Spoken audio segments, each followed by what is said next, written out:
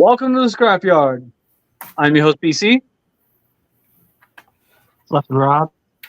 Flaming Bees. Solo Jones. I'm Dreamer Girl. Briximus Prime. And on tonight's episode of the Scrapyard, we are going to be talking about our childhood toys.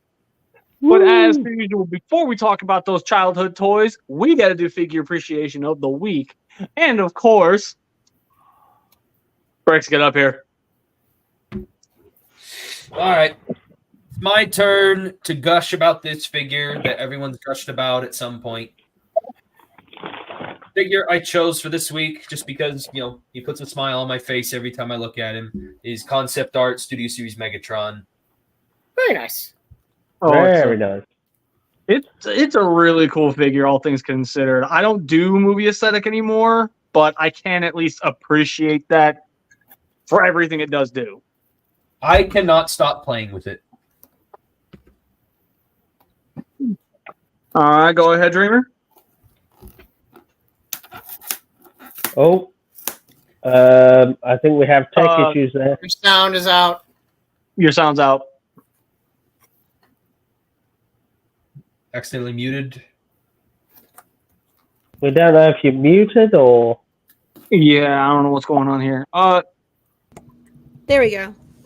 Hey. Okay, there we go. All right. So- I was about to panic. Like, oh god, what happened? I fixed it. So I don't have a figure this week, but I do have a book that I was reading this week called Death and Peaches, which is Appreciation of the week. yes, with me, and it's a very good book so far, and I'm almost done. Very nice.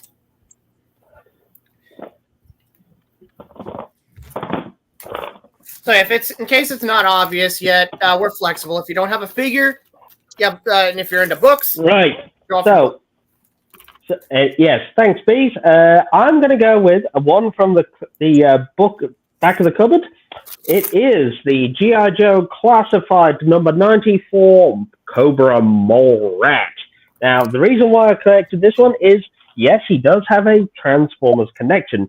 He is a Energon miner for Cobra, and if you can see the zombified head, yes, he even has Dark Energon embedded in his face.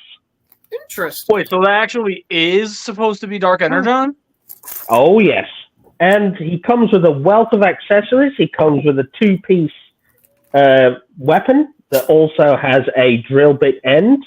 He has a Geiger counter detector type thing.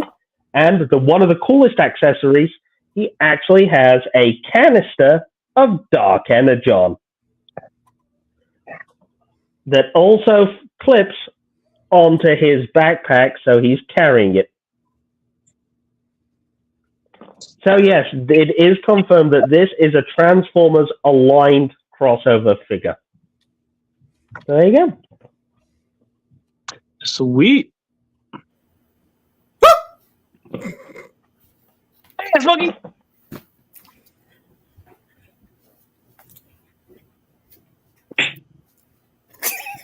With no music.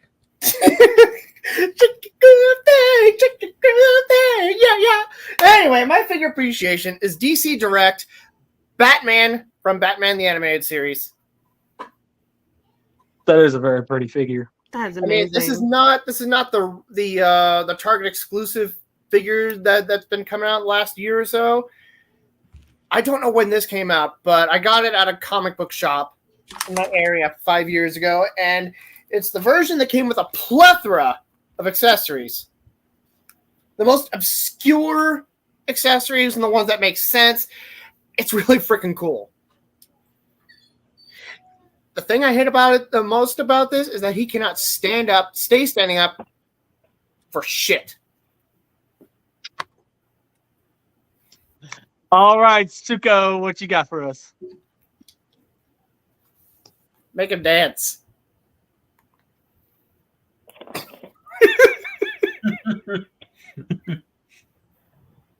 Something bigger than all our IQs put together. Legacy Hey! Magmatron. Hey, at least two of us have gone to college. He did too, jackass. I went to college. I went to college. But did he get Oh, his no, so degree? did I. That's how he and I met. But did he get his degree? You shut the fuck up. I'm not even gonna say anything. I don't have a No. degree yet, so don't rub it in. Good idea. Hi, how are you? So, my figure appreciation of the week is something so ridiculously awesome.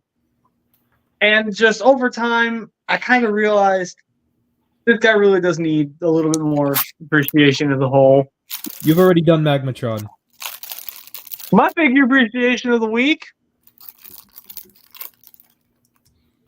is Siege A Fish. Just kidding. Oh, Oh my god. It is the Hannah Collection's Therizinosaurus.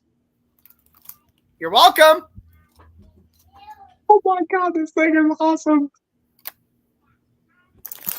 Now you have something to pick your nose with. Oh my god. That was perfect. Are you about to Suko?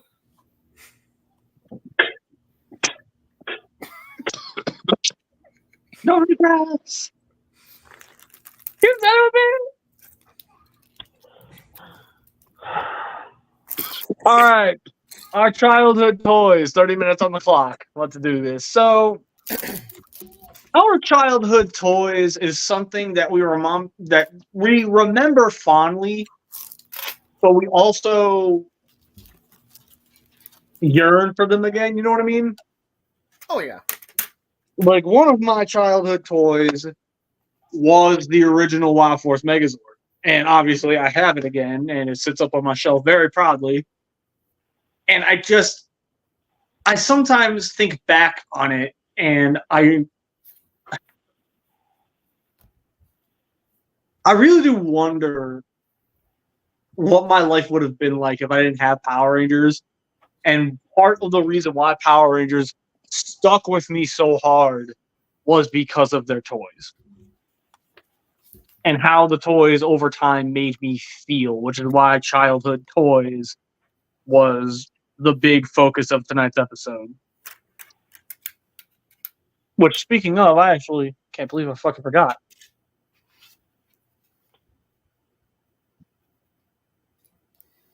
So yeah, that's gonna be the battle this week. Anyways, so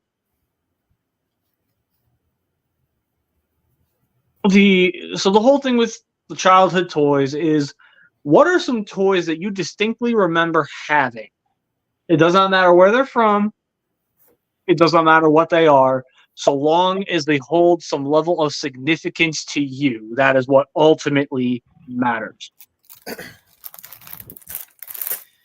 Boy, I have a few, but I'm only going to focus on 2, maybe 3, because I don't want to bore you guys or take up a lot of the time. Okay, so I guess despite the fact I was 14, almost 15 years old at the time, I still think it counts because it's something that I had for the longest time, but eventually got lost again to time. A few weeks ago, I had gotten this off of eBay, the Lego Designers Robobot set from the early 2000s. I love this thing because a little bit of story behind it. My dad had come down to visit me and my family for Christmas. And after Christmas, he had given each, me and my siblings, all $100 to spend. And believe you me, back in the early 2000s, $100 was a lot of money. Especially when it came to buying toys. So this was one of the things I had gotten. And because my dad is no longer living on this planet, if you get my meaning, I'm trying not to ruin the mood. This ended up having a lot more sentimental value to me. So I knew I had to track this down. Granted, it's not the exact same one, but it's still, I needed to have it again. And another toy that I had, that like one of my siblings had recently found. This, back when I was 5 years old, I was really into Batman. I didn't know jack, diddly, or squat about Batman's overall backstory or anything other than that, hey, it's a superhero who dresses like a bat and has a cool car and cool gadgets. So this is, in 95, 96, around that time, that's when Batman Forever had come out. So I can't remember the name of this figure, but he's missing a cape that's like that ejects off his back, and he comes with these little lightning bolt shaped looking bladed weapon thingies. Yeah, this was, I don't know if this is the original one I'd gotten from my mother's work Christmas party, or if it was an identical one that my grandmother had found at a store and gotten for me. But whichever one this is my first Batman toy, and I have so many sentimental, a lot of good nostalgia attached to this figure. And I had a lot of other Batman toys I'd gotten around that year, and yeah, I'm 99% certain that a dude that my mother was with at the time took them and threw them all away while I was out at school. And I'm still mad about that. So I'm going to try and either track down the pieces for this to complete it, or just simply get a whole straight new one, but keep this just because. It's amazing just how many memories and emotions are just attached to it. How many emotions are attached to one singular toy? Exactly. Okay, I'm done. Like I said, I just wanted to keep it to 2, maybe 3. So, honestly, Ez, it's so funny that you mentioned that, because there is a set of figures that I kind of want to bounce off of that real quick. Okay. So give me just 1 second. Those of us who Let him cook. who have paid attention throughout the years should probably know what it is, or at least what. It's going to represent the set, but many years ago, when I was, before my son was born and before I was married, at the time, my fiance was asking me, what are some ideas to do for my birthday? I had mentioned that, just look for some Seekers for my MP shelf, because at the time, I was very much so still into the NP side of things. Well, he orders a set of these Rainmakers off of Wish. They aesthetically, they looked like they matched, but she didn't look at their size. So I ended up with these, the Mech Fans Toys Rainmakers. Well, what's so fun, and why these things are so significant to me, and why they still stick around in my collection, is entirely because of the fact that as figures, they're a lot of fun to flip back and forth. They're shockingly very durable. I could probably give these to my son when he's a little older and let him run around with them, and I would not fear them falling apart. That's how dense and durable they are. But give them to Aladar, he'll probably break them in just a matter of minutes. We really didn't need to do that, but okay. That was unnecessary. Yeah, that was very unnecessary, but all right. Anyways. So yeah, these little Rainmakers, these mean a lot to me entirely because of the fact that even though she felt like she screwed up,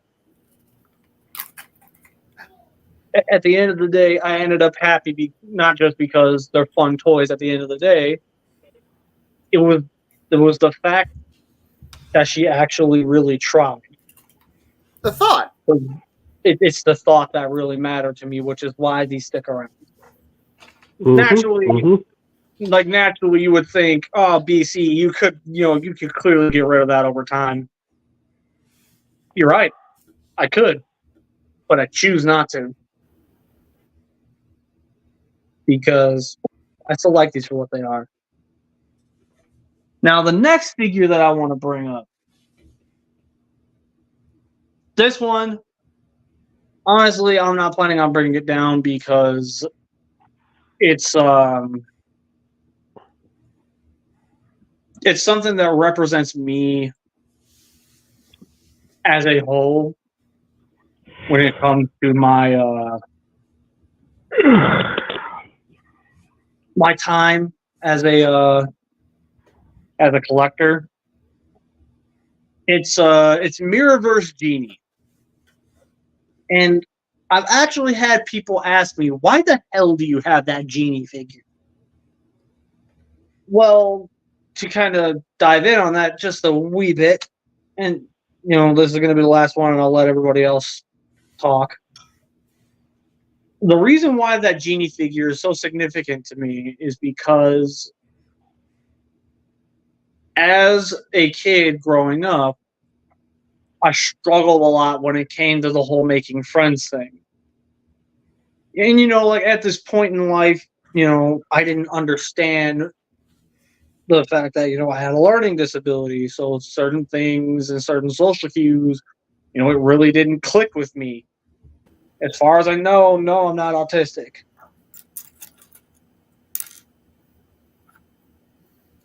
But,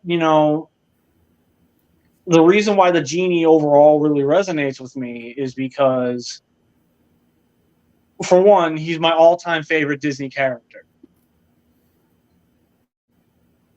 And the reason why he's my favorite Disney character is 100% because of the song Friend Like Me. I resonate and vibe with that song, not just because it's a fucking bop. Like, you can't tell me that song's not a fucking bop.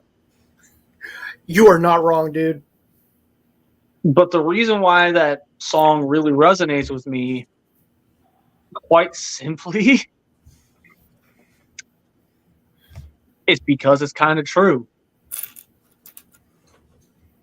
You ain't never had a friend like me. And as somebody who struggled to make friends, that was something I kind of vibed with.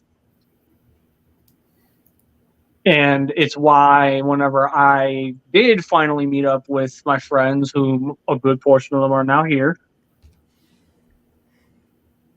I very much treat it like it's a very sacred totem. You know what I mean? Where I always hope and pray.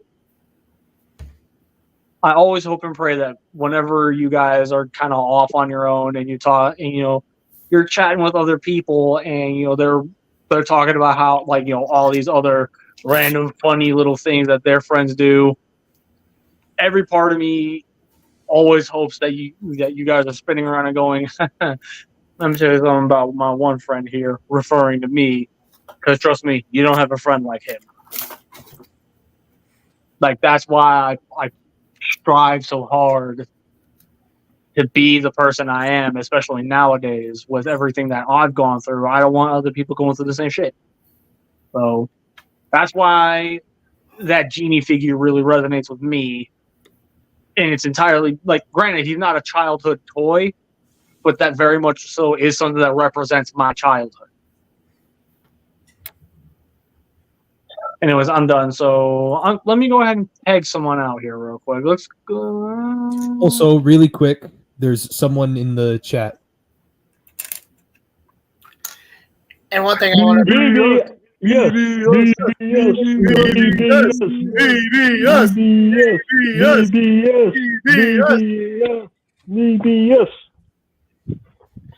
Anyway, And continue. what- Welcome. I was going to say, welcome, Mobius. Thank you for joining us. And yeah, Metabots, man. Metabots. Yeah, One thing I wanted to bring up real quick is that Aladdin is my favorite childhood animated Disney classic movie, and Robin Williams was a huge inspiration to me when in the realm of just voices and impressions. May he forever be missed. Yes. Mm-hmm. I haven't even watched it since he passed away because I can't. Anyways, Breximus. Yes. You Sadly, I also don't have any of them on me at the moment because they're all in storage, but I do still own all of my old childhood toys. And of course, I'm not going to go over Transformers because I already get plenty of opportunities to talk about Transformers. So, first of all, some of my first toys I ever had was Thomas the Tank Engine. Yep, same. I would make giant spiraling cities of Thomas the Tank Engine stuff all over the floor, and my mom would get so mad because it's everywhere. I love how BC's face lit up when you mentioned Thomas the Tank Engine. To carry on from that, Bricks, being, from the UK, Thomas the Tank Engine was one of those franchises that was very largely ingrained in British pop culture. It is a very common thing to have kids watching that from a young age. And I was a child at the time when the Ertl diecasts were the big toy, and I had a massive collection of those. Oh, nice. Dude, we're all literally geeking out over it. Maybe, yes, maybe. Welcome to the Thomas Club, man. Anyways, go on, Bricks. I never owned any. So, as I mentioned before, I still have all of my Thomas the Tank Engine stuff. It's just all in a bin somewhere, and I'm probably going to save it for my kids or whatever. Yeah. And then after Thomas the Tank Engine, I kind of transitioned out of that, and I started getting into the Star Wars stuff very, very heavily because randomly I was having kind of a bad day at a family gathering, and my grandpa gave me I have no idea where he got it, but he gave me this random beaten up green clone trooper action figure. And it was the first time I ever had a Star Wars toy or anything. And I played with that action figure a lot because I just thought it was a cool guy in a cool looking spacesuit. And then that ended up dominating a lot of my life for a good decade. Oh, nice. So I have so many Star Wars clone troopers and battle droids because like I mentioned before when we were talking about the whole kids going outside thing, before the live started, I would take my Star Wars action figures and I would go in the backyard and kind of similar to the Thomas the Tank Engine stuff, I would build giant elaborate bases and giant battle scenes just with all the action figures out in the garden and out in the backyard in the dirt. I would take my mom's gardening tools and I would dig trenches in the dirt and I would have them all in the trenches, going around. I was very elaborate with it. And then it was around the time when they started making the articulation not very good anymore. I got out of it and I stopped collecting those. But the toys that did stick around for a while was Lego and Transformers. And part of me still wishes I would go back to the 3 3/4 inch Star Wars action figures but I know it's going to be just another big financial hole if I do. But waiting for the right opportunity on that one. Yeah, but those action figures really resonated with me, and I just am really happy that my parents allowed me to actually be able to get so many different action figures and play around with all of them and be able to just come up with whatever stories I wanted in the Star Wars universe. And at the end of the day, they let you be a kid. Yeah. And unfortunately, in this day and age, some parents really don't do that. They don't let their kids just be kids. Yeah, I agree. Mm-hmm. Silly rabbit, tricks are for kids. Anyway, so yeah. But yeah, long story short, I really resonated with those Star Wars action figures, and I still really like Star Wars, probably mostly because of those toys back in the day. And then I just slowly transitioned out of those and went really ham on Lego and Transformers. And all I'll say about Lego, because I can go on and on about Lego, the only thing I'll say is that I just loved how, kind of similar again to the Thomas the Train and the Transformer, or in the Star Wars action figure stuff, I was able to create whatever I wanted. And I just really loved that. Yeah. Because I had a very active imagination, and kind of similar to BC, I had a hard time making friends. So being able to just sit down and just start putting something together was always just one of my favorite pastimes.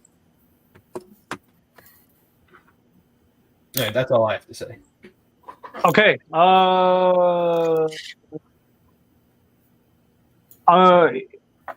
Rob, you got anything for us?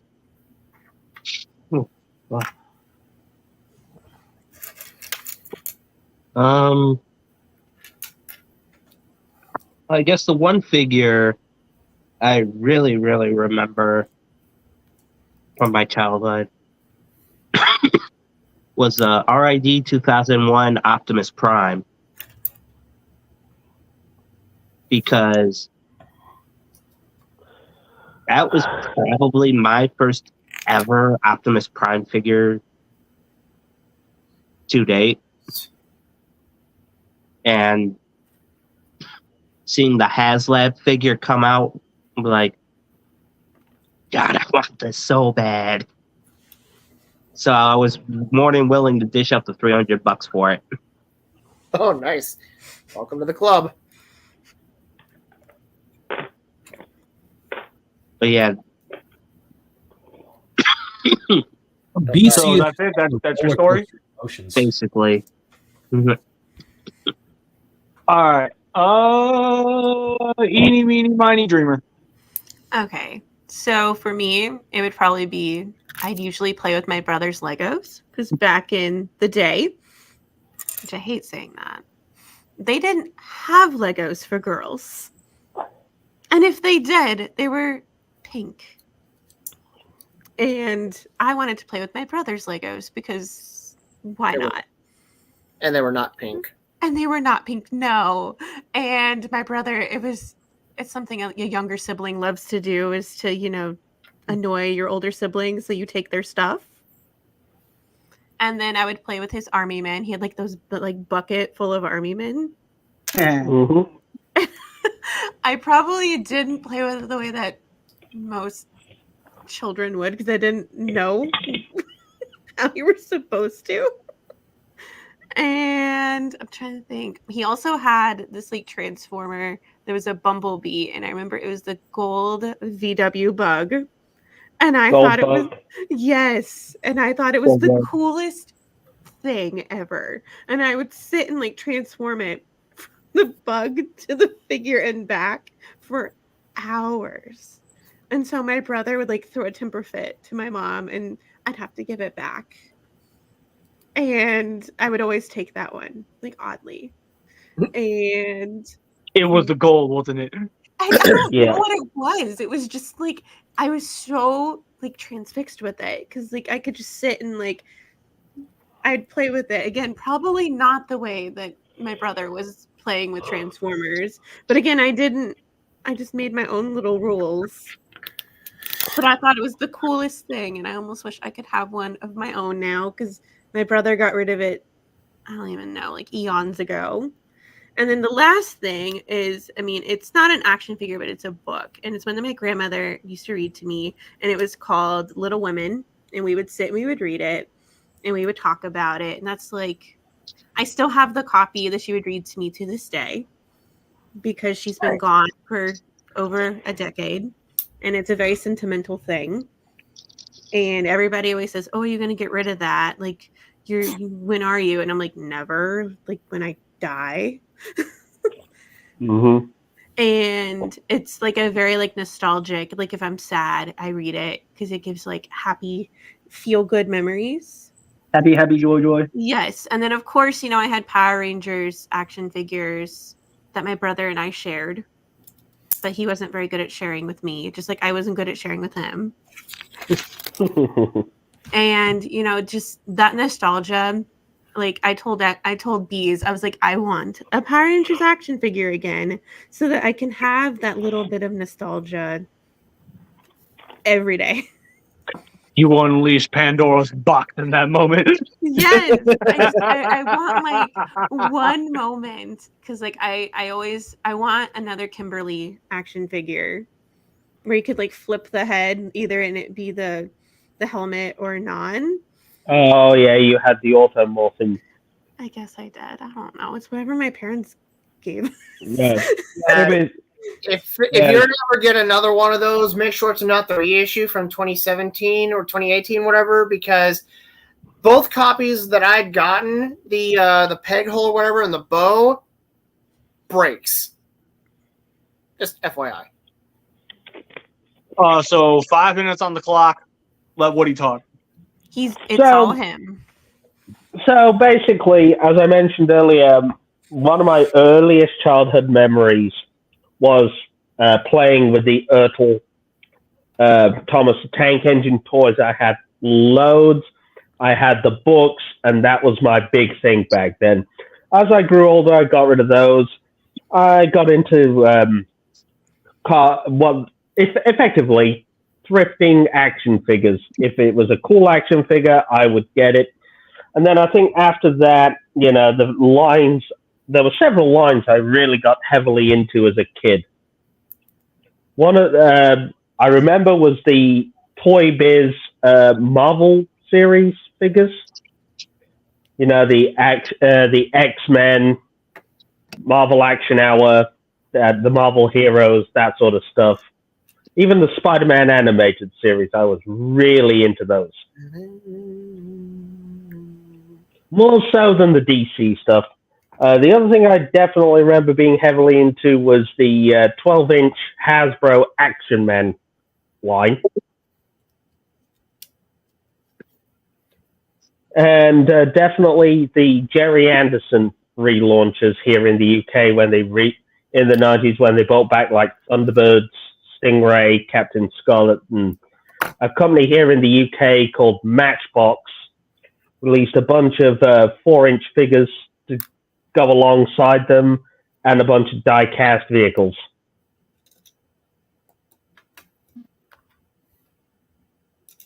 Oh, I see Bricks giving the thumbs up there, so I guess Bricks is also a fan of Thunderbirds.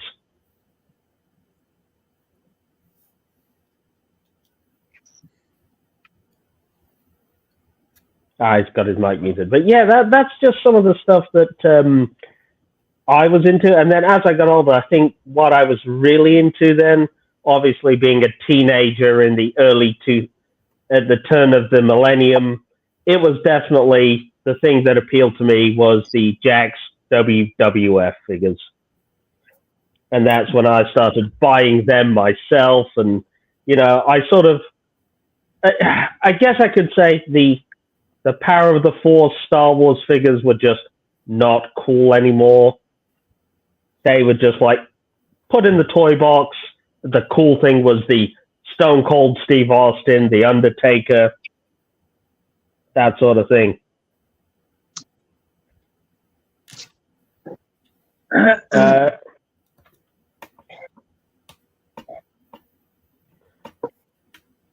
So here's I think one last question I think I have for all you guys. We've all mentioned, the stuff that was our childhood stuff that was bought for us by other families. But what was the first thing you ever bought with your own money? That is something that's going to require a lot more actual thought that I think we should save for another time. Yeah, I think we can say that for another topic, but definitely your first, I bought that with my own money. Yeah, that's going to require a lot of thought. Now, by your own money, you mean money like Christmas money, birthday money, or money? Yeah, money basically something that you bought yourself rather than having it bought for you by a family member or a friend. God, I've had birthday money and Christmas money way back when I was a small child, and I don't even remember the first thing I bought with that kind of money. I mean, I can remember some of the things I bought with money from a job. Yeah, hell, even that first paycheck you ever got, and you were like, "This is mine now." Yoink. Okay, now that I know exactly what the first thing I bought with that was. So if that's gonna be another topic, then I'll save it for then. Yeah, save it for like when we do it then. Okay, sure thing. All right. Well, we are about to hit the 30-minute mark for the main topic. So now we're moving on to the RMS. Random middle section. And for the sake of the random middle section this time around, I want to know precisely. Now, if anybody remembers what happened last time when the random middle section came up during Scrapyard, I took it as an opportunity to get some things off my chest, for lack of a better term. Some would say I was just airing some grievances. Some would say I was venting my frustrations. You want to know what I call it? I call it slamming my foot down and displaying my dominance.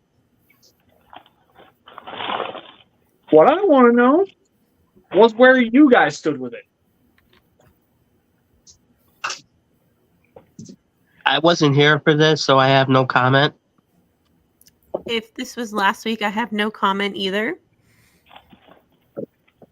So could either Bees or Woody or Bricks fill them in? Yeah.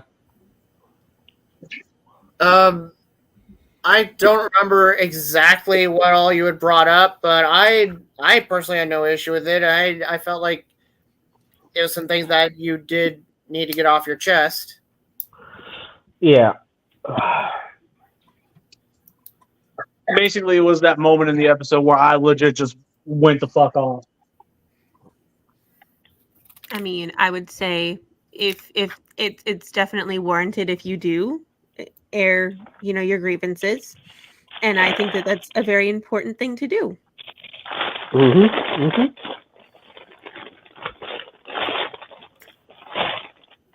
forklift. It's a forklift. Sorry, I'm just sort of. He's a forklift. But he may be a. I was going to say Bees. He may be a forklift, but is he forklift certified? I bet you wish you were. I certainly wish I was, but I'm not.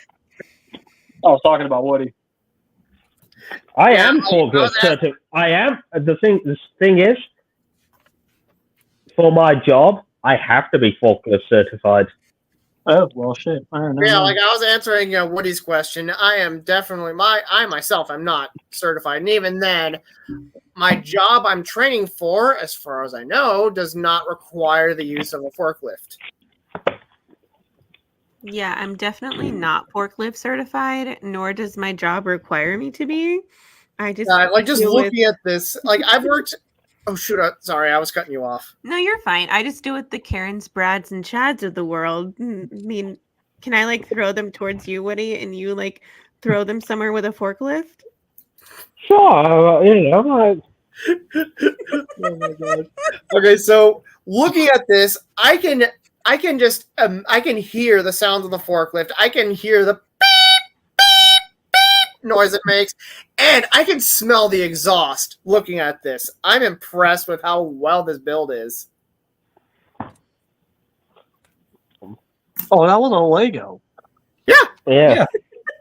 Basically, BC, what I was going to say is I fully understand where you were coming from with that rant. You know, this is what, the second time I've been on a stream where a rant has been absolutely, well, necessary, I think is. Where the rant portion of it was 1000% necessary. Yeah, some people, some people just don't let things go when they're when they walk away. Some people just, after they've been cut loose, they still want to flap their gums. They want to talk shit. They want to keep yapping. And sometimes the only response is to shut them up. Mm-hmm. And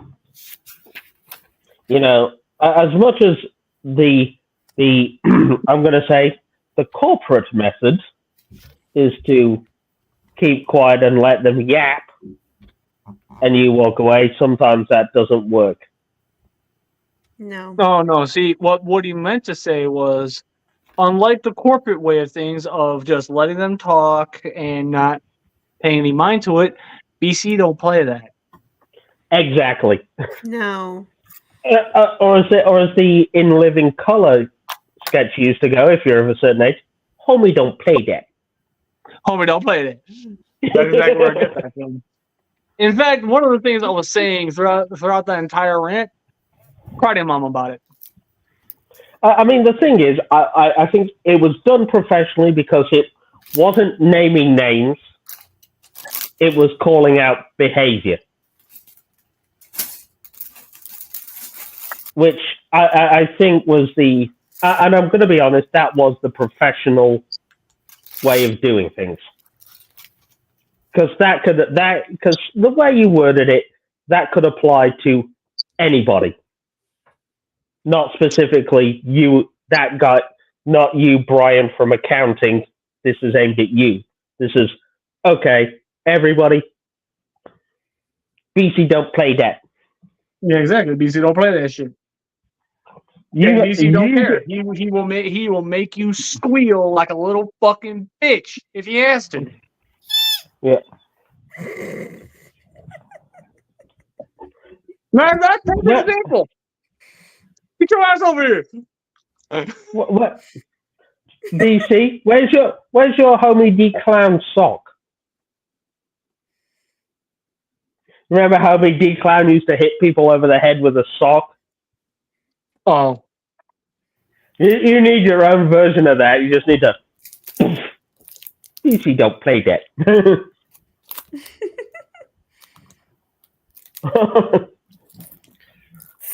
Yeah, he's got Suko for that. Give him a break. Give him a break for 1 minute. Oh, why? He's the person.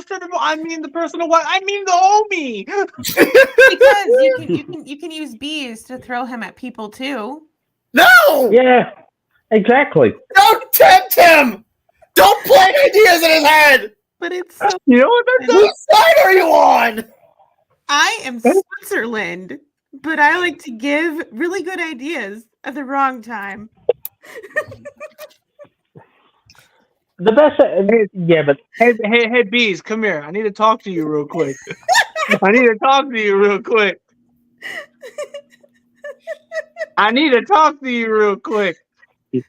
See, Rob, I have your back.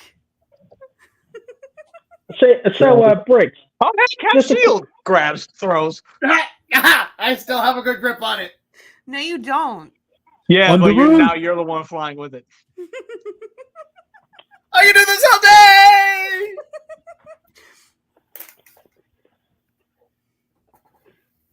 day. I just Beat a felt man. that Rob needed a break. I mean, I felt so bad. I was just like, and bees, he can fly just as far, if not farther. Look, Dreamer, it's fucking Rob. But still, deal. I felt like he's always being thrown around, and maybe he needs a little break. Yeah, Okay, let's throw you know him what? around. I mean, I don't know him, so I don't know. I mean, if you feel like it, I'm not going to tell you no. Brain damage. He's just looking at me like, what? You really think shutting off the camera is going to help you? I mean, I'm scared because you moved me if you closer. so want to, Yeah, that's then I'm not going to tell you not to throw him. Look, BC, I'm officially going to say you're banned from throwing Rob for a while. I don't think you can Who the do fuck gave you that authority? He'll probably throw you next. See, this is why I play nice with everybody. You're just saying I'm giving him medical time off to recover. Driver. Okay, so we need a new Britishman to take his place, taking applications. I don't personally know any British people. I don't either. Same. I It's mean, fine. King Adams, but I don't know. Don't worry, I'll just regenerate as all British actors tend to do. Yeah, you'll just regenerate like the Doctor. Is that what you're gonna do? Yeah. I mean, he I'll is be British fine. after all. I mean, do you have a TARDIS? You have to make sure you have a TARDIS. Of course I do. Well, you just can't see it. Okay. What?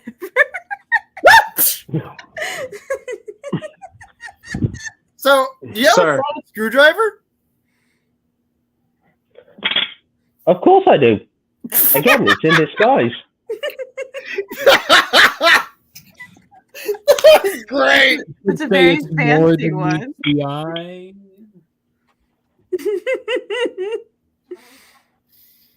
That was good. It was. It was. So, Briggs, I did hear you say giving the thumbs up earlier to my mention of Jerry Anderson. So, what was it that you were particularly?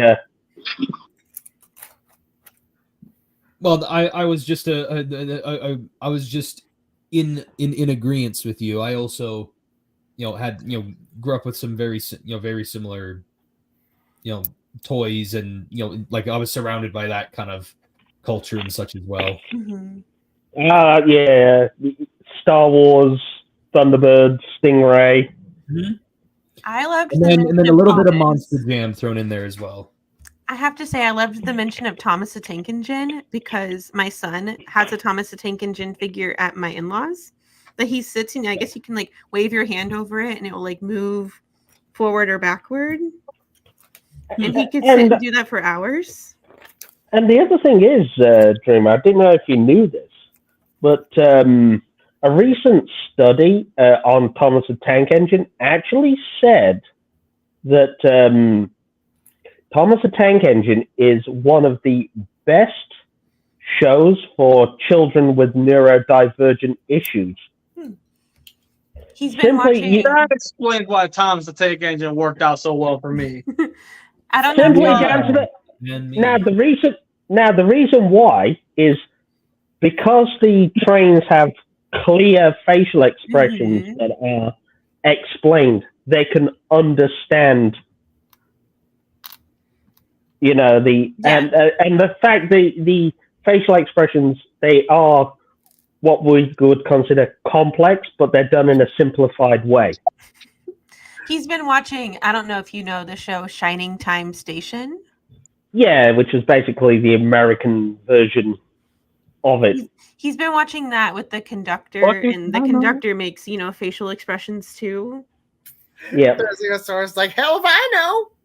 Fucking if I know, dude, man. I don't know what the fuck any of y'all's talking about. But the idea is,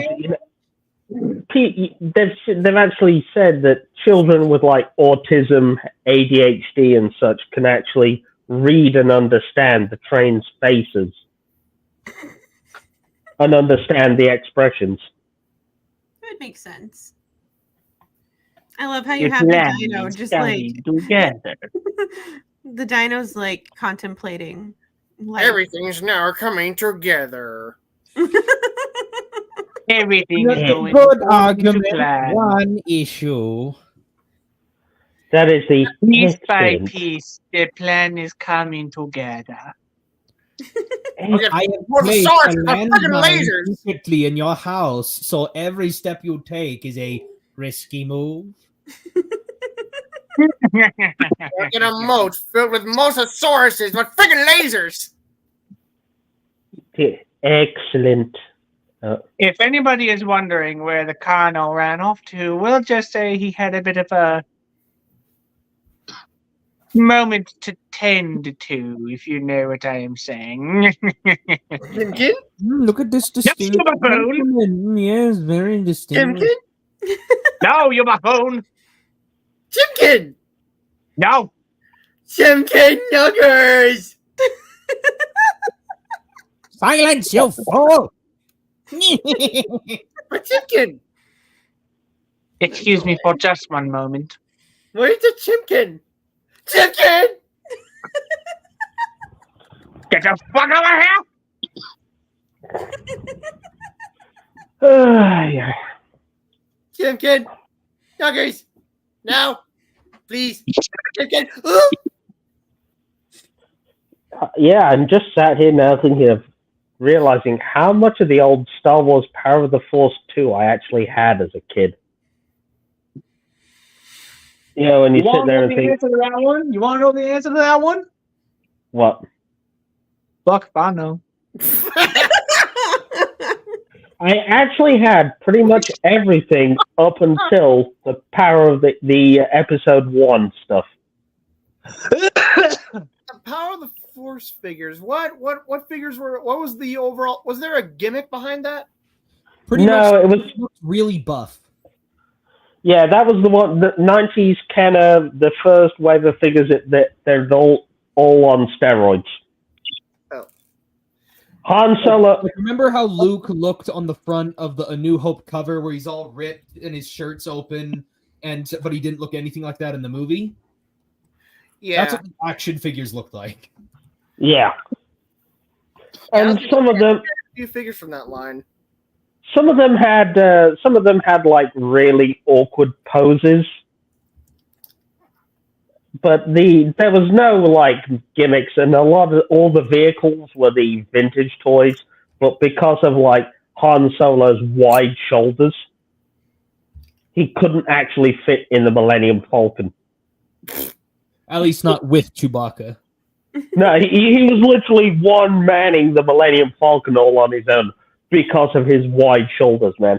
Well, I mean, he has the arm strength to man both controls in the Falcon. Yeah. Wrong.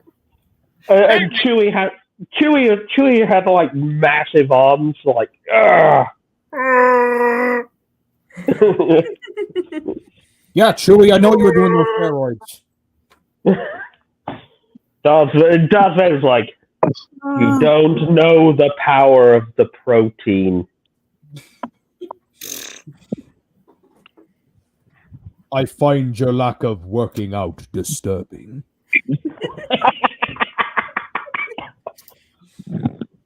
And Obi-Wan was suspiciously buff for an old man. I find your lack of leg days disturbing.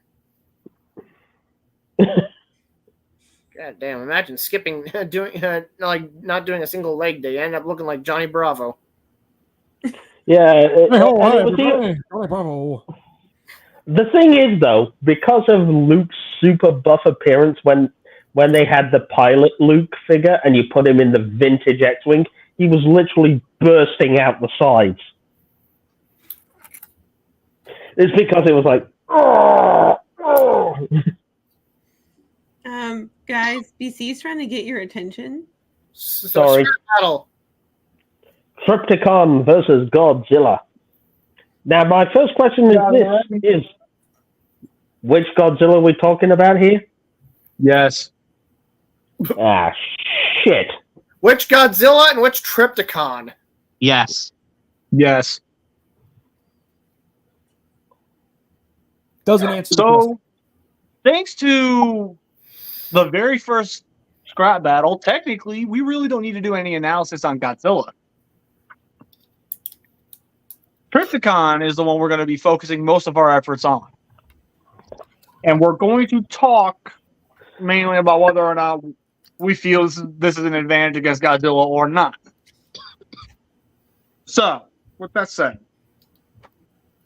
here is going to be one major caveat that I will be slamming on this battle. Godzilla and Trypticon will be sized to match each other equally. This is the only major change for the sake of the battle that I'm making. Hello, Beanie. So with that said, let's go ahead and get this started. And the first thing that we're going to do is the endurance. So every time we ever see Trypticon on screen, he is made to look like this absolutely monstrous powerhouse. Absolute unit. I mean, are you willing to bet money on that one? Oh, I will say one thing with this, right? The G1 Season 3 episode, Thief in the Night, Abdul Fakadi complains to Octane that Trypticon is drinking 35,000 barrels of oil a day. Yeah, and which would mean that while he is a powerhouse, he is consuming a lot of fuel. Exactly, and because of that, if he's running low on power, he can't take nearly as much of a beating. So therefore, unfortunately, Trypticon's endurance is questionable as to whether or not it will last. What about Godzilla? Godzilla's overall endurance. Yeah, I'm sorry, but I don't think Trypticon's taking a literal meteor point blank to the face and surviving it. Also, hasn't it been said in multiple movies that Godzilla has swum across the oceans pretty much solidly without stopping? Yeah. That takes an incredible level of endurance to be able to do that. So he can swim across hate to break it to you. Hate to break it to you, but yeah, I'm sorry. Godzilla's taking endurance. I would agree with that.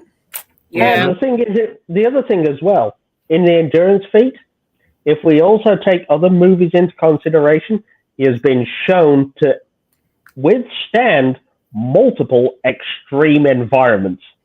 Yeah. Yeah. He can survive the heat of the desert. He can survive sub-zero temperatures. Radiation, then radiation fuels him.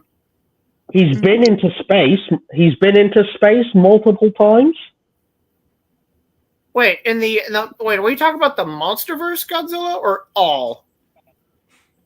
DC? Moving on to strength.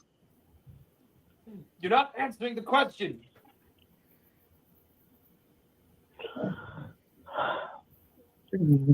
We're talking about Godzilla throughout the years. It's not just any specific version. That's why when you asked which Godzilla, I said yes. It's Godzilla as a whole. That's right. That's what I took from that too. That's right. Okay, strength-wise, Thief in the Night also showed Trypticon taking world monuments and traveling across continents with them. Which, that's a very incredible feat of strength. But it's also basically been confirmed that from just in physical strength alone, he is more than able to lift twice his own body weight. Yeah, I mean, the thing is, he's also gone toe-to-toe with Metroplex and thrown him. And, while yes, that's fair, let's go over to Godzilla, who's thrown down against every single one of his rogue gallery and his allies in one foul fucking swoop, and he kicked their ass. True, and the other thing as well is 5 Faces of Darkness Part 5, he destroyed the volcano with the Ark inside. Yep. Are we also counting? So I'm assuming with Trypticon, are we also counting multiple continuities or only Generation 1? Multiple continuities. If I'm Good. allowing it with Godzilla, I'm allowing it with Trypticon. Okay. Because doing it with Trypticon, there's also the another feat that Trypticon has also achieved is he's also fought against Metroplex and Fortress Maximus in Titan's Return. Yeah, there was that. While true, can we really say that in the Machinima series he was actually fighting them? Like, let's be real. Let's be fucking real. The Machinima series, honestly, if you're trying to use that to fucking explain feats for any characters, you may as well just leave the debate room at that point. Trypticon was the only threat in the entire Titan's Return. He was the only threat in that entire fucking show. Was it True. Trypticon or was it really Starscream? I just thought that was dumb. Yeah. But anyways, we're moving on. So Starscream using overall strength. Strength. Strength? I suppose. Again, keeping in mind, Godzilla is able to lift and throw more than twice his body weight.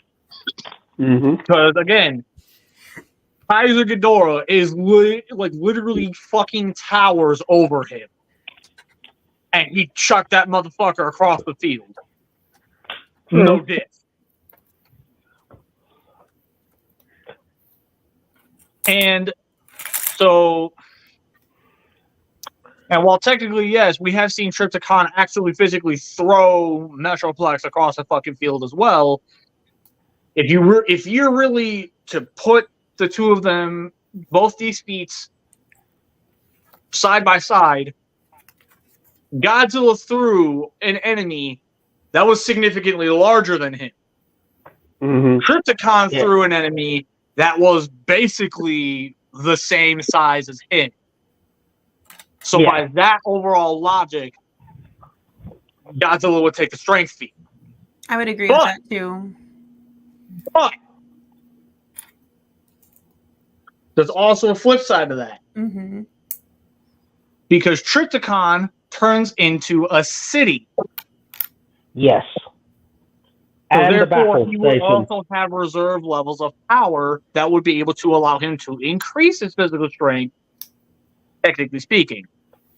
So, Yeah. for the sake of the debate, I'm going to go ahead and say this. If we're including the idea that he could, at any given point, increase his own physical strength, I will tie them out. But if we're not including that, then bar none, Godzilla takes the strength feat. So that's up to y'all at this point. Okay.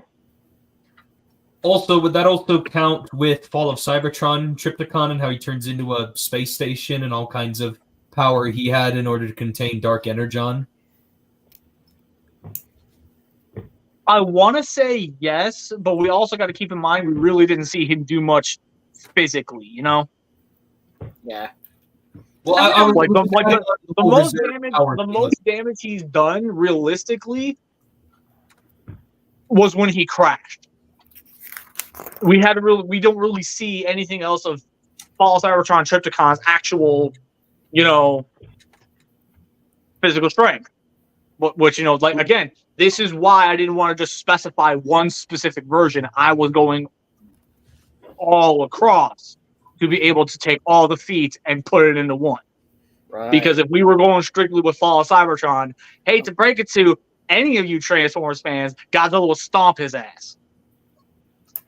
I would almost say we could, even them out, make it a tie. Okay, then, yeah, fuck it. Strength feat, we'll call it a tie. Now, this is one where I'm just going to go ahead and straight up say it. It's fucking one-sided. The speed feat, bar none, is going to Godzilla. Yeah. Yeah. Yeah, Trypticon is big, massive, powerful, but he's fucking slow. Yep. What I Yeah. could Like see, you yes. like there's Well, no it's like you amazing can't how we debate were this. stealing locations. It's amazing that that means he's stealthy though, because he would have had to have picked it up, and think about how long he would have been walking back, and no one noticed it was gone till that next morning. Please tell me that was a joke. No. No, that was the whole plot. That was the whole plot of Thief in the Night, is the fact that somebody stole the Kremlin, and they blamed the authorities blamed the Dinobots for it. The following day. So basically, we have Trypticons stealing world monuments in the dead of night and disappearing by morning without being spotted. And again, consider how slow he walks and how dumb he is, and yet he's still able to achieve that. While true, Godzilla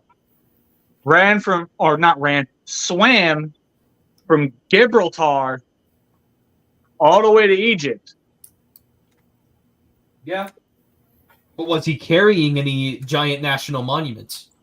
He was carrying his goddamn self. Like, we're not talking the strength, we're talking speed.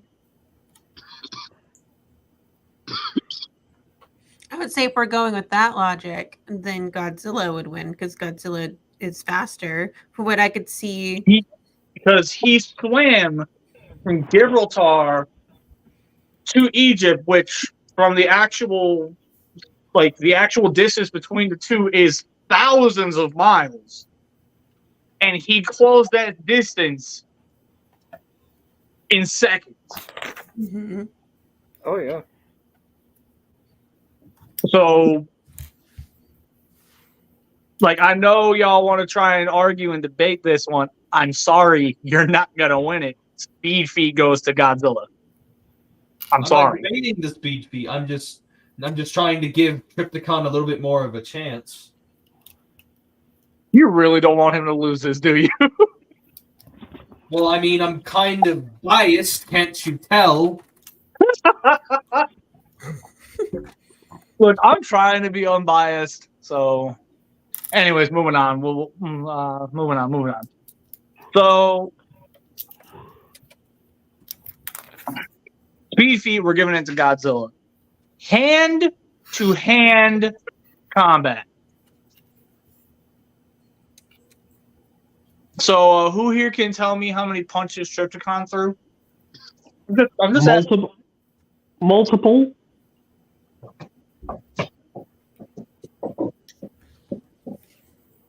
He stomped a mountain with the arc in it. He's, fought multiple times. Metroplex. He's Honestly, actually put. Too short. He mostly just used his head. Yeah, but he has thrown hands. He has punched Metroplex a couple of times.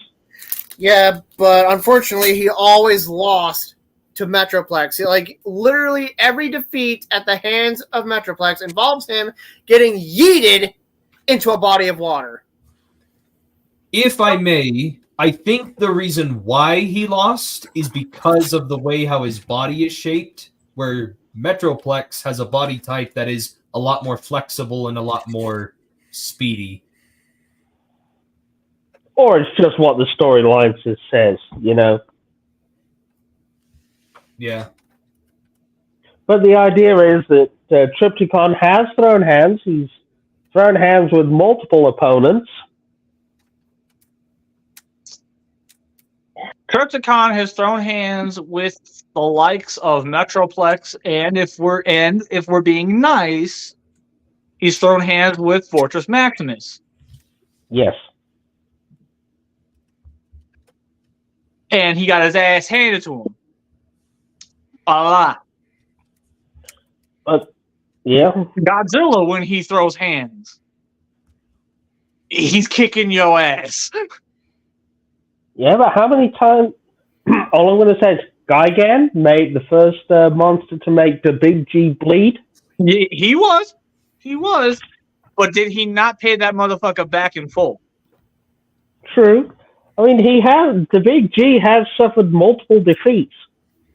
He has. I'm not saying he's unstoppable, but in this specific regard, between the two of them, who's more likely to actually win a hand-to-hand fucking fight? Crypticon. Batman. Listen, motherfucker. It's motherfuckers like you. Motherfuckers like you is why Batman will never be in scrap battle. Well, with enough prep time, he could probably throw hands with Godzilla and win. As some nerds would probably say. DC. Okay, so then we're gonna go with that logic. If we're gonna be giving Batman the prep time, we gotta give it to Godzilla too. Exactly. So yeah, I definitely your reasoning for not having Batman in scrap battles is valid because everyone is gonna scream, "Oh, he's got prep time!" Yeah, if I'm giving Batman prep time, I'm giving his opponent prep time too. Now what? And even then, Guess what? Guess what? I'm going to say this. Kevin McAllister would beat Batman with the same prep time. He would also beat the Predator with the same prep time. And what I was going to say is that, like... I think we're getting off topic. Yeah, we are. Yeah, we are. I apologize, because I'm the one who kind of started it. And I started with the stereotypical nerd voice. Bringing up Batman anyway. Yeah. Anywho. Hand-to-hand combat. Due to the fact that Godzilla on his own has way more actual hand-to-hand victories than Trypticon does, I'm giving hand-to-hand combat to Godzilla. I agree. Also, correct me if I'm wrong, BC, but hasn't Godzilla in other movies also shown knowledge of human-based martial arts? Yes, he has. He definitely has. He's demonstrated, I mean, not exactly expert, but he's demonstrated usable. I mean, he has usable knowledge of martial arts, from what I can remember. That being said,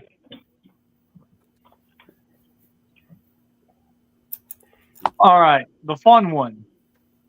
Weapons and armaments. Well, Trypticon has the twin cannons over his shoulders, the laser in his head, and the mouth blasters. And then, if you also count him as well, his small robots.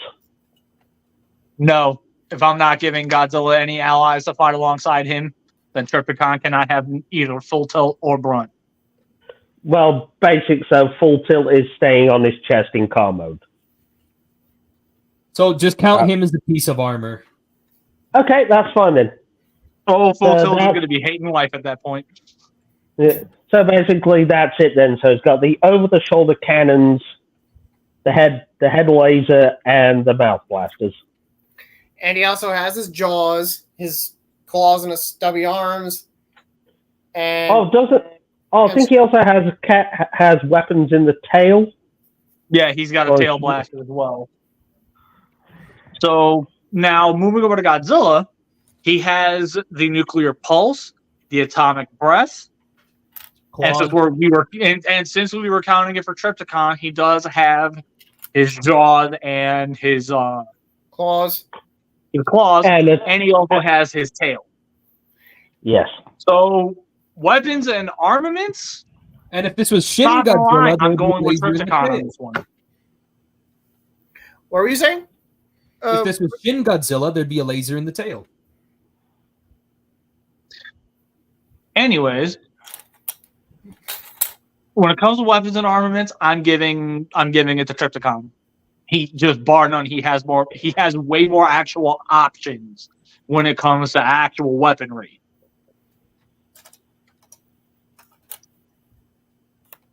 Oh, plus the other thing I was thinking is also the massive amount of laser batteries, rocket armaments, and other defensive batteries in his base mode. That said, battle. Intelligence. Oh no, Godzilla. Godzilla. Yeah, We, Godzilla. we don't need to elaborate because Triptychon's kind of a dumbass. I mean, I don't have as much knowledge as you guys do. I mean, what little I have is the video that Bees sent me and what little research I did on my own. Basically, Triptychon's method is blast it with firepower, and if it's still standing after that, smash it. Yep, pretty much. Because I kind of like seeing like an actual Triptychon like in front of my face. That actually kind of helped see what it looked like. Yeah. Okay, thank you so much for that. Because I'm a visual person. That's it. It's basically firepower first, then brute force smashing. Okay, then yeah, Godzilla. I mean, Godzilla would win in that sense because Triptychon has more firepower based on what I can see.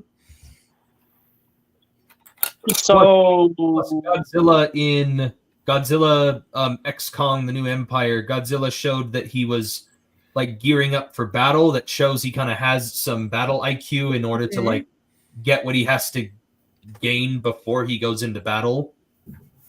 Like he knew that he would charge up with the pink energy before he ended up, throwing hands. Mm-hmm. But we also must keep one major thing in mind with Godzilla overall as a whole.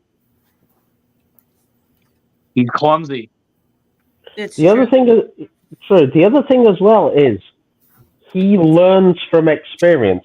If he loses round one, he remembers what got his ass kicked in round one, and he doesn't do it again.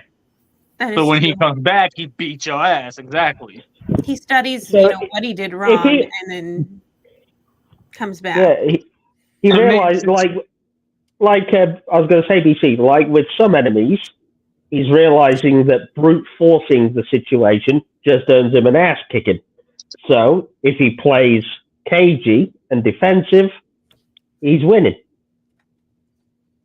Another major thing, when the first round he had with King Ghidorah in King of the Monsters, the 2019 film, when he took that ass beating on the first round, when he came back for the technical second round, he very much knew, if I get this motherfucker in the water, I'm beating his ass. The only reason he did not end King Ghidorah in that moment was because we intervened, like the fucking imbeciles we are.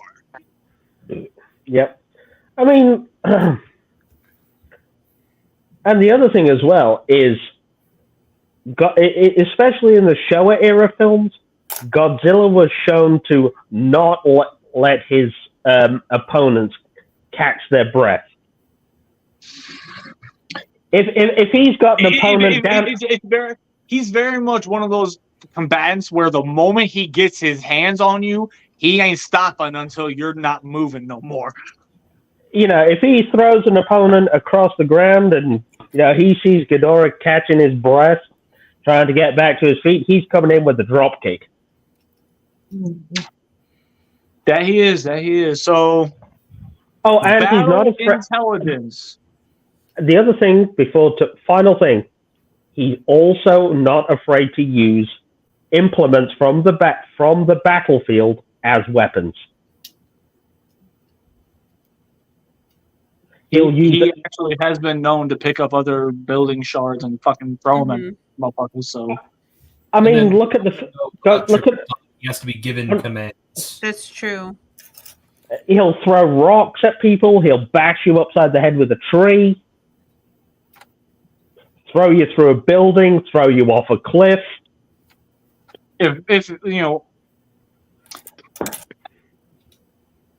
So battle IQ. I've given it Godzilla. While yes, I do see Triptychon taking advantage of the fact that Godzilla can be a bit clumsy, I am giving battle IQ to Godzilla because he's been throwing hands a whole hell of a lot longer. That is true. Mm-hmm. He's been around longer. Oh, yeah. Mm-hmm. Now, here is where the real fun begins. The final verdict. And we're going to start with Bricks. Of course, you want to start with the guy with the Triptychon in his lap. Oh, you're actually waiting for my answer. Okay. Yes. Look on his face. He was like, Pretty much, if I had to give a verdict on who I think would win realistically, I would have to go with the big G. The only reason I say this is because Godzilla, even though Trypticon can like launch missiles and shoot lasers at him and whatever, it really only takes one really good atomic breath from Godzilla to really take out Trypticon because he's made of metal and like missiles and lasers and guns. He's kind of already been able to take those, like he's been able to take a beating from those because it's because he has the advantage of have fought Mecha Godzilla.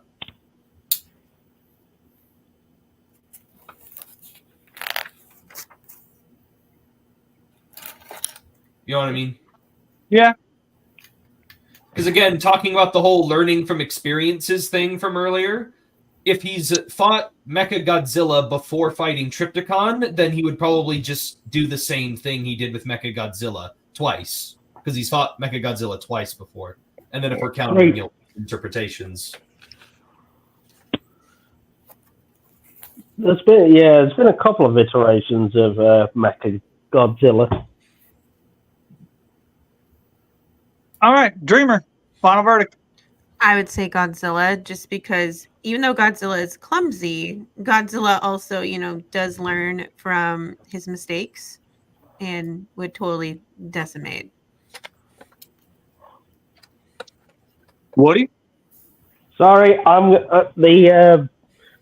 gonna give this one to Trypticon. I just think the superior firepower and the Cybertronian armor, I think that'll be too difficult for Godzilla to get through. Bees. Godzilla. Rob. Do I even have to say it? All right. Final verdict.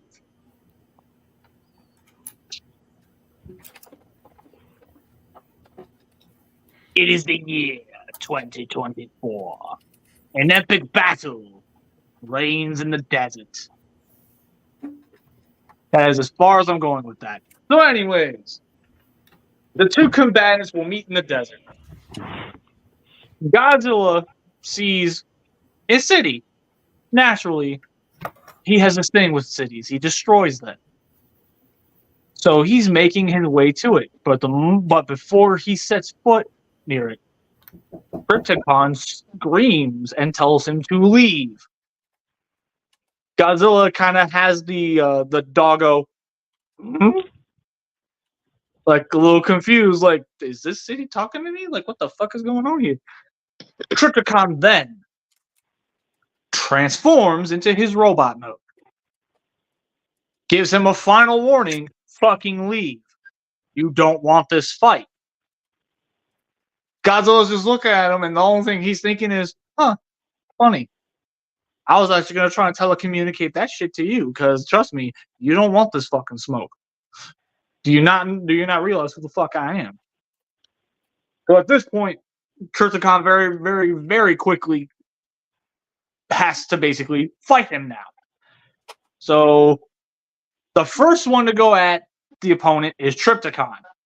Charging right at him and showing an incredible amount of physical strength, is pushing Godzilla back to where he slams him through a mountain.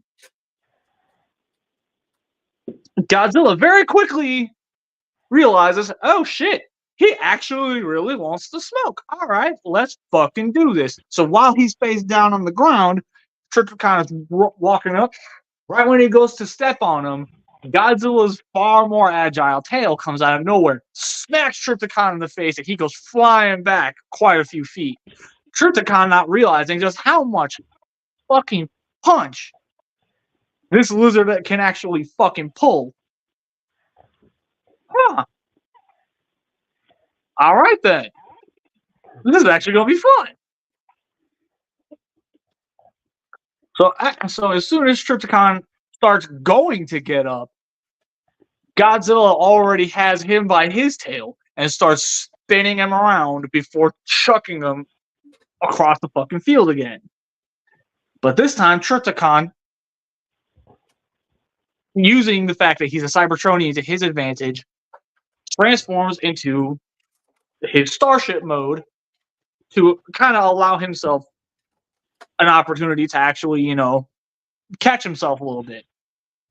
Turns back around and he fires every single gun he has right at Godzilla. And he's just going in. He's hitting him with everything he's got. At this point, Trypticon transforms back into his robot mode. He roars, which then leads to a laugh until he notices a strange blue light. He looks, and when the dust clears, he sees the glow in Godzilla's eyes. He hears the slight little chuckle out of Godzilla. Trypticon simply just looks and goes, "What the hell is he doing?" Godzilla fires his atomic breath. And bearing in mind, he did just take a whole lot of damage. He didn't have a lot of time to really give his maximum punch to this. So Godzilla hits him with everything he's got. And when he hits Trypticon, he takes out 2 of the cannons on his shoulders.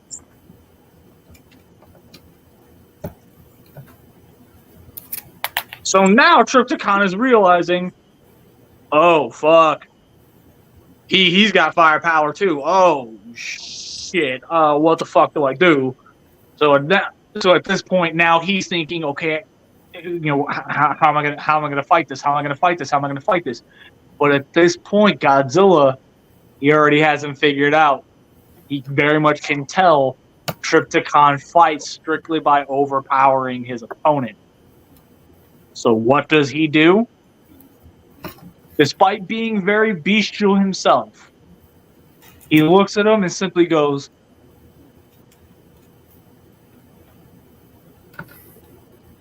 Trypticon enraged, just fucking charges right at him. Right when Trypticon was within actual fucking range, Godzilla slaps the taste out of his mouth.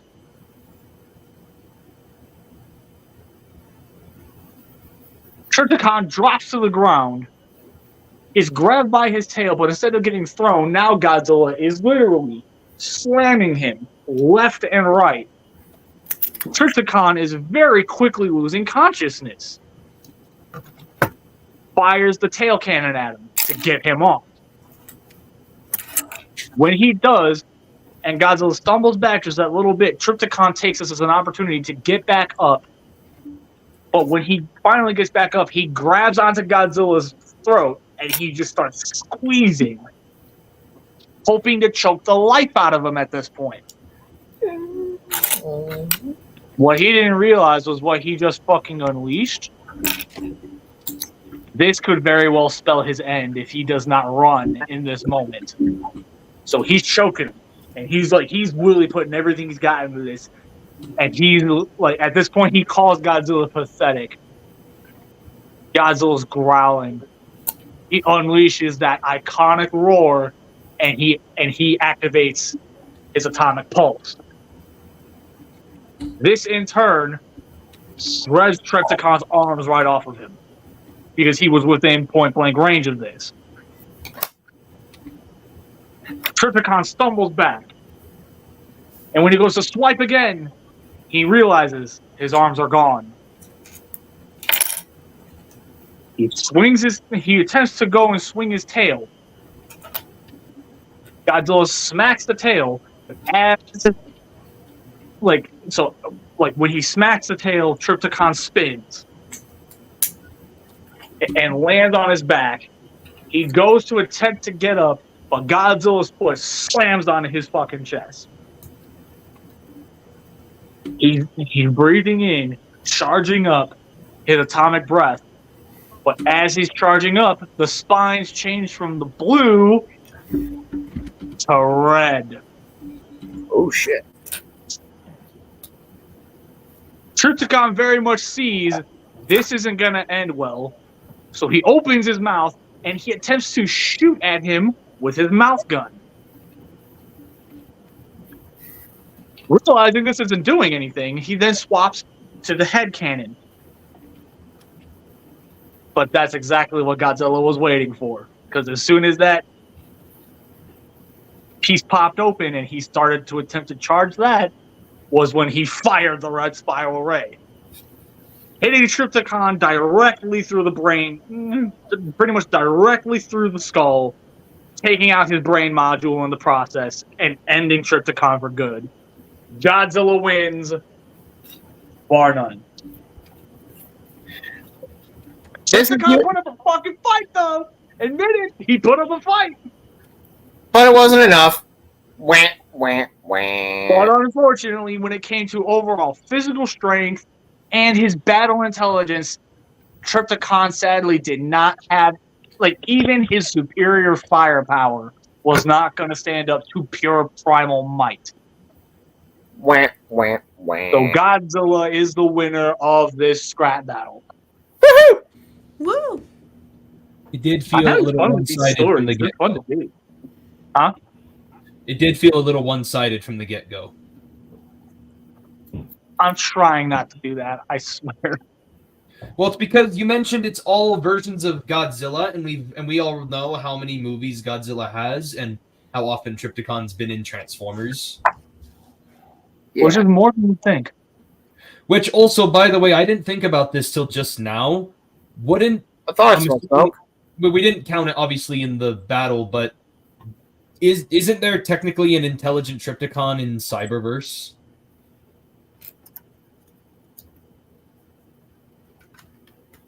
I don't know. I don't remember. Okay. If we do research for that, I'll come back to this and we'll do an addendum to see if there actually would be a change here. I'm just throwing that out there because I remember watching those last couple episodes of Cyberverse before the series ended, and when Trypticon shows up, he's the boss of the mercenaries, and he acts like Beast Wars Megatron for some reason. Huh. He's all like highly intelligent. He speaks like he's a supreme British actor. Yes. I'll go ahead and do further research on that then, and we'll come back to it. How's that sound? I still think Godzilla would win, by the way. So with that said, yeah, Godzilla once again takes yet another win. Another W. Takes another What? kill. Goes and takes a nap in What? the Roman Coliseum. The net.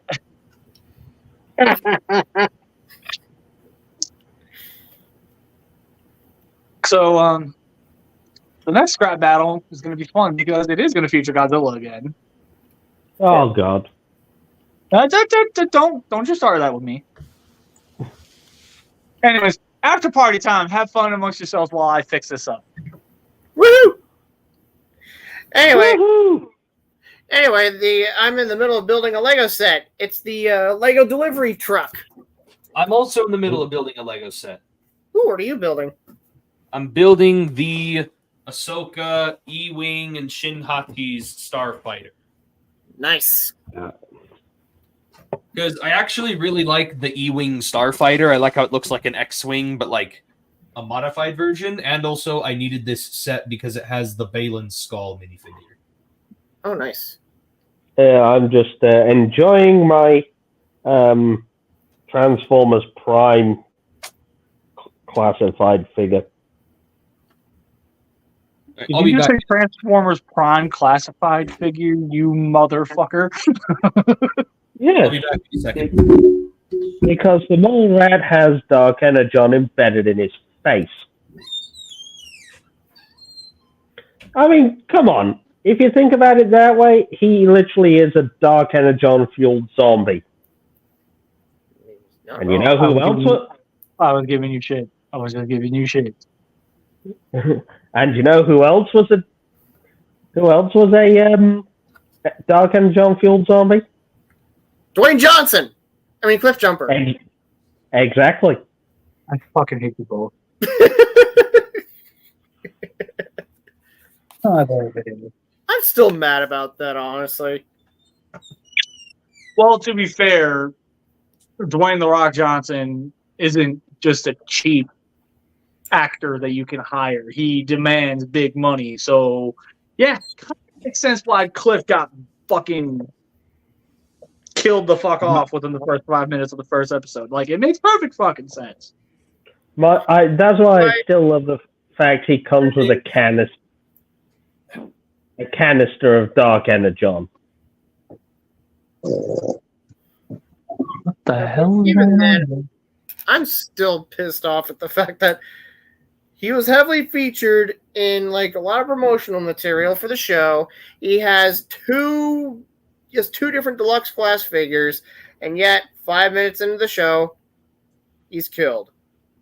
And then he goes back to the show for flashbacks, and he's voiced by the Eye of Sauron. Yeah, I've been holding it for the past little bit.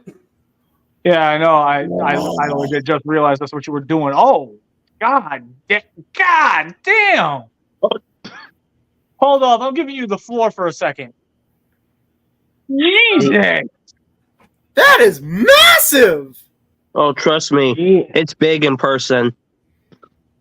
Yep. Jesus H. That thing Christ. is as tall as Rob. Jesus. Oh my god. Don't make him level. He's holding that. He could drop it. So yeah, $460. Can you imagine the amount of man hours that went into building that? So how much was that? $460. What? Holy Yeah. moly. And technically, I got it for cheap because I had $100 worth of in-store credit, so I got it for cheaper technically. Oh my god. Like that just caused my heart to just palpitate for a minute. I'm thinking Yeah, that much money. Also, I have the Rivendell set, which is $500. Oh, I bet Casual Toy Collector is really upset with us right now. Look, I'm old enough to remember the days when you could buy a bucket of Lego for like $20.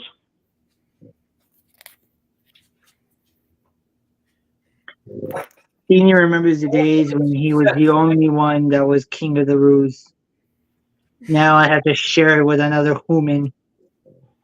Yeah, but don't forget, Josh. I'm sure Beanie thinks that JJ is his heir to the throne.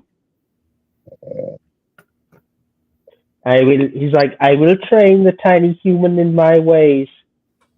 I've been trying to train the tiny human in my ways, but unfortunately, he keeps throwing me around. He thinks I'm a toy. Oh no, even worse. He thinks he's Suko. I mean, Rob. Didn't we just go over this? You know what? Hold up. Helen, hit him for me, please. Bitch slap his monkey ass. Seriously, didn't we just go over this? How many times do I have to? Don't make me pull out my mother voice. I don't want to have to. Hey, I didn't say for anyone to use Rob as a weapon. I said I was making a reference. He used Go into the corner and stand there for 20 minutes. The baby is grabbing Bean and throwing him around like fucking Rob. I mean it. Bees, go in the corner and stand there for 20 minutes and think about what you just said. You hit my mom. Do I have to force you into the corner? Okay, She's bees, buddy.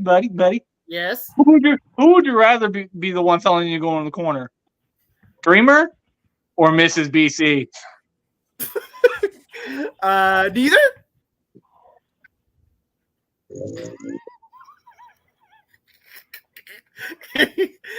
You are not helping your motherfucking case. I'm Flaming Bees. I dare to be stupid. Gonna be Dare so to be, or are you? Bees, do you really think turning your camera off is gonna stop it? You know, I can still No, come but and get you. vibranium You probably don't might. scare me. Because I know that BC will back me up on this, and he'll get you twice as worse than I will. Because he could probably hit you harder than I can. I used to box too, so let's see if you can actually take a punishment coming from me. I mean, the most I can do is, you know, All jokes, I had all an jokes older aside, all brother. jokes aside, all jokes aside. So overall, if I may, for a second, for those who don't already know, I'm going to let this be the moment to clue you in. I had not been the best mental health wise lately, so the fact that I was basically recommended to do things that make me happy and to start really trying to hang out with more positive people who don't really bring drama into my life and all that, and just people who genuinely care about me. It makes me really appreciate this group that much more, Oh, especially within recent memory, because for such a long time I was genuinely considering disbanding the group and kind of letting everyone go their separate ways. And then whenever I felt it was a good time, maybe try to get the gang back together. I'm telling you now, I'm glad I didn't, because it became a moment where I had to ask myself, would this basically be you admitting defeat if you were to give up, if you were to give in?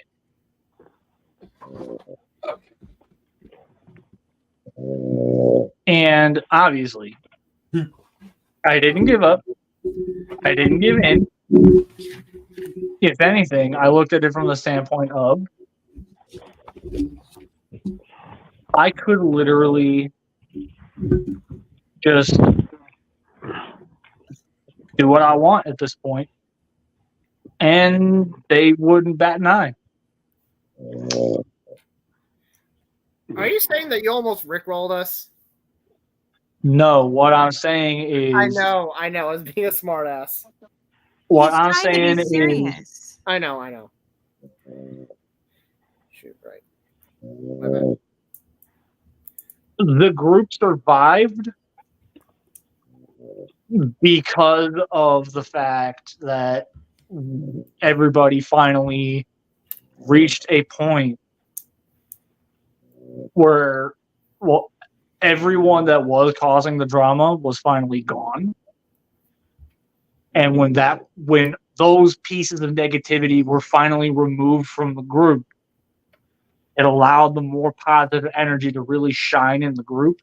So I went from consistently dreading checking the group chat and seeing what the hell is going on to see if maybe I have to play damage control, which, trust me, that was literally every time I clicked the button was, okay, let's see how much damage control I gotta play today. It took a toll on my mental health. It went from that to genuinely being like, I wonder what everybody's up to today.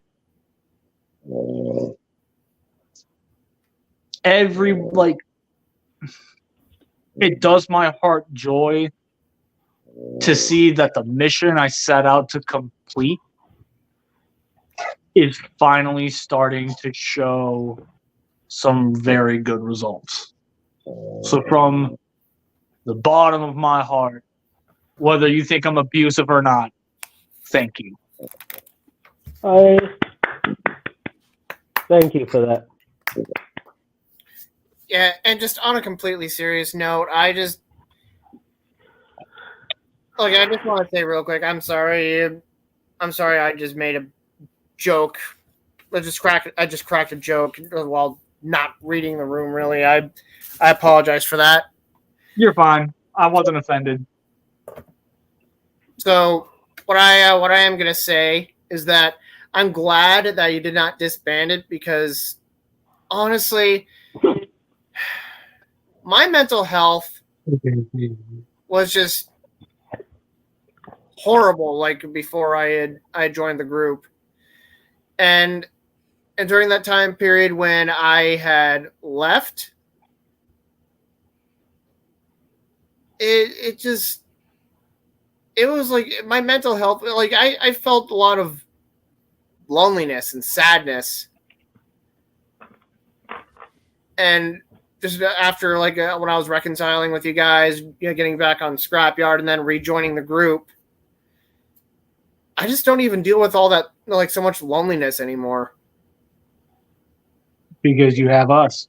Yeah, I mean, granted, we're not all physically with each other, but doing this and then being in video calls, it's almost like we actually are physically there with each other, just with how close we all are and our antics. And then God, I just look forward to the day I get to come up to Illinois and see just hang out with BC and Rob and Mrs. BC and the little ones.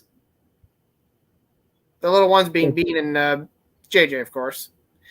They're happy. Yeah, I look forward to that. Oh, and of course,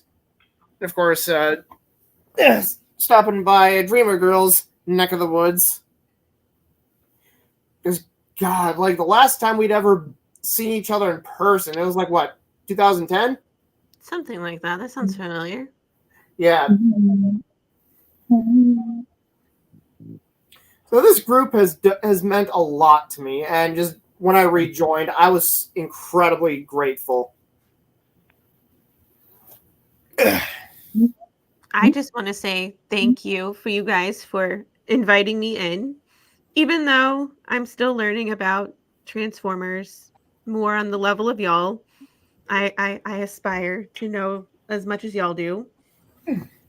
And thanks to Bees for convincing BC to let me come in. Even though that literally led to every single person in this group turning to him and going, "Why the fuck you gatekeeping?" So again, thank you for allowing me to be a part of this really cool group of people. And one day we'll all get to hang out and it'll be super cool. Yeah, it'll be the one time where I don't need to rely on other people to come in and actually do the show with us.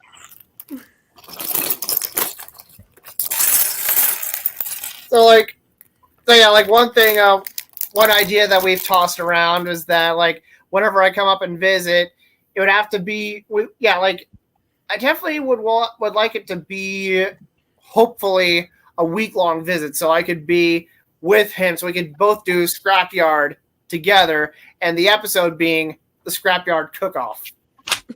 Oh yeah. Oh yeah. The Scrapyard cook-off. Let's do it. Yeah, BC will make whatever his most famous thing he makes, and I will make my nachos. Do y'all need a judge? I'll come be a judge. If you can.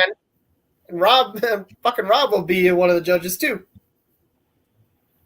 He'd be a judge entirely because he gets to eat the food. That's the best kind of food there is! Free!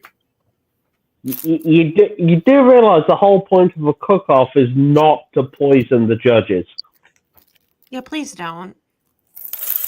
See, I almost made a joke. Give them that ideas. was very, very bad. I mean, unless it's the people we don't like, then you can totally do that. Oh God! Look, the whole point of a cook-off is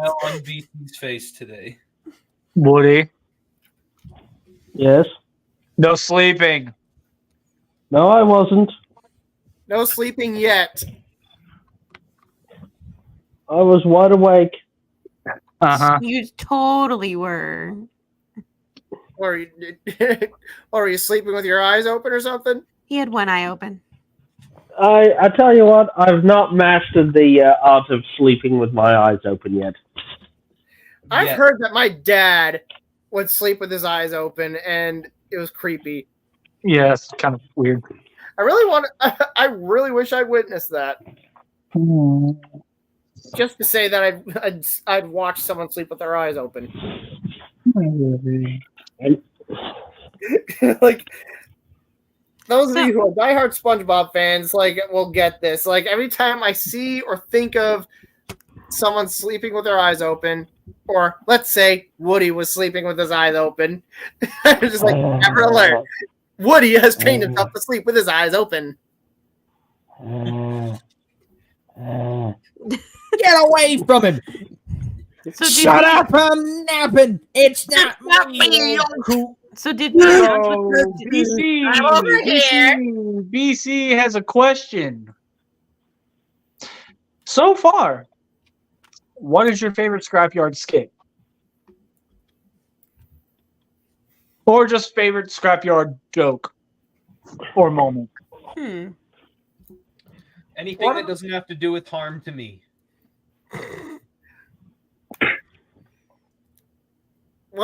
Okay, so one of my favorite ones was a recent one that I feel like was a sleeper hit. The gorilla becoming the belly button joke that broke JJ Prime. Gorilla button. That was my favorite. That was honestly my favorite. Even though it's the first time I was on, that was perfection. Yeah, and I wasn't even trying to break anyone. That was pure perfection. Oh, and then there was this is before you came on, yeah, Dreamer. I out-savaged the Savage a couple of years ago. Like, I can't remember what the topic I was. don't remember what it was. I don't But yeah. remember the topic either, but I remember exactly what led up to that. Is that Yeah. even possible to out savage the savage? I mean, Oh, trust me, I managed. Okay, so this is during the time on Scrapyard where I would wear a helmet, like one of my helmet replicas I have, just to hide my face. And he was like, I don't know why, but we were talking about helmets or something. So Savage says, "You know what kind of helmet I would want to wear on here? I don't know if they're making it or not, but then I cut him off and said, a paper bag." We all started screaming, "Damn!" Damn! And he's just like, "Hey, buddy, I wouldn't be saying that if I were afraid to show my fucking face." And to this day, he's still salty about that. As he should be. He was not expecting that. so did we ever announce what next week's scrap battle is going to be? Or the topic. I do that at the end of the episode, which we have Mhm. not quite reached yet. Oh, okay. Oh, I just want to make sure I didn't miss something. No, you Don't did. worry. I did it. Don't worry, it's when I ask BC the question. Mm. The question. Yeah, and you're not allowed to ask me the question yet. What is the meaning of life? I don't know. 42. 42. 42. I just said that. That makes so much sense now. By the Meaning way, of life Scrapyard- is blue milk from Star Wars. No, And I just no, ran. Oh, fuck that shit. no, the answer. a new model kit tool set. I've got that kit. It's not bad, that one. Or I guess I could argue that the meaning of life is my Kindle. That is the meaning of life. No, the answer to the meaning of life from Douglas Adams, The Hitchhiker's Guide to the Galaxy, is 42. That's true too. The I meaning know of the life- meaning of life, and BC will laugh when he sees this message. Oh, no. Oh no. Oh, no. Oh no. And it's just gonna be Oh, him don't that sees do it. and another good scrapyard bit or joke was when BC. It was when BC broke my brain. Well, I could see where that'd be easy to break your brain, bees. I mean, considering. I broke I could say. Got you there. She got you there. And see, I can say that because I've known you since 2009. So, I can officially say. Okay, I can. Next time I can- see you, Rob, I'm gonna whoop your ass. okay, Dreamer. Bring it on. What specifically happened was like, yeah, it was like the topic of the scrapyard topic was how we choose our friends, and I contributed to it by stating that like inside jokes are a good. It's just like a very. It's an aspect of any friendship, and that like if you don't have a lot of inside jokes with someone to the point where it's your own language, are you guys truly friends? And then Savage asks like something about if the scrapyard was an inside joke of itself. And then that's when I immediately went. He's the inside joke of the inside joke. Has to be able to work with this inside joke to make this inside joke work, but then this inside joke doesn't work until you have this inside joke to be able to go with this inside joke, so that this inside joke can become this inside joke. And then I just play along with that. I'm just like, oh. You know what? so bees, that would mean that we have lots of inside jokes. Oh yes. Bees, you just made me think of that infamous meme. Bees be like, you mean the scrapyard was inside jokes? Just the astronaut behind it with the gun pointed at the head. It was all along. One of us. That's why when BC was laughing his ass off, that was the best inside joke between me and him ever.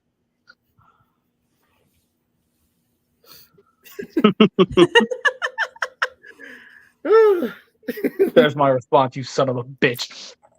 I just So, like- always will remember like the- bees. like Dreamer Wait. Girl and I's our unique inside joke is like when we were watching Mobile Suit Gundam Wing together to like make fun of just the overall, just make fun of Hiro Yui and just the very obvious eventual toxic.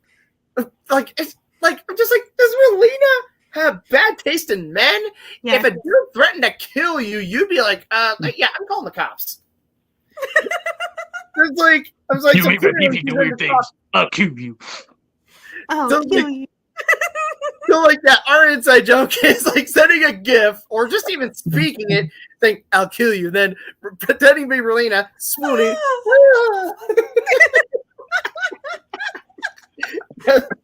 Oh, and then the eyebrows on Dorothy. She Wait, look wait, like wait. freaking. She looked like freaking Taraga Vakama. Yep. We always say something about the eyebrow.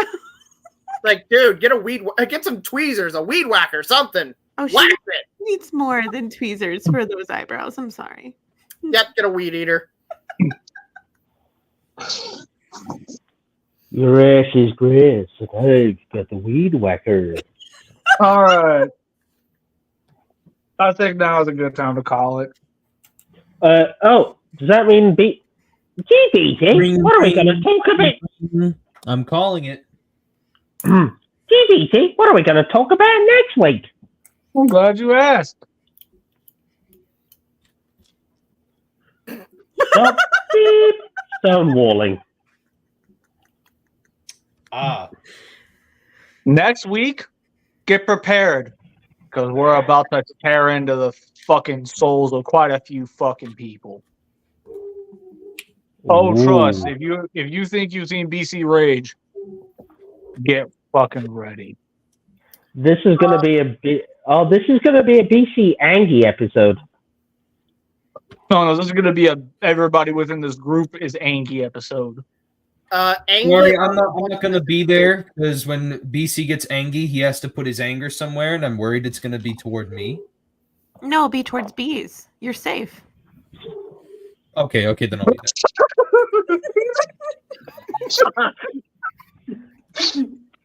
Whose side are you? Don't answer that. Don't answer that. And I just remember, I'm and Switzerland. and all I'm going to say is, BC, just remember, we are not allowed to scare Mebius anymore, so not so angry this time. This Don't tell him time. how he can get angry. No. Yeah, I take the blame for the time that he scared Mebius. That was So, anyways, next week's scrap battle, and I really hope I'm really hoping at least one of us is going to see this and go ooh, because this is going to lead to an unlock within scrap battle. Godzilla versus Cthulhu. Ooh! I know next to nothing about him. So, If you've ever read any of the novels from H.P. Lovecraft, you know who Cthulhu is. I have not. Yes. I've also played the D&D type game Call of Cthulhu, so... He a spooky motherfucker. Yes, he's a giant walking tentacle porn. Wait, what? and he also has a connection to the Conan franchise, so which is awesome. So yeah, one more time for each. Next week's battle: Godzilla versus Cthulhu, and the topic: stop fucking stonewalling. Quick question: what does it mean to stonewall? To refuse access to something. Oh. Basically, we're about to drag a fan base real quick. So with that said, everybody, I've been BC. Suko. Flaming Bees. Solo Jones. Dreamer girl. Quicksilver's Prime. Sorry, my throat's still scratchy from the Lego brick. Catch you guys next time. Peace.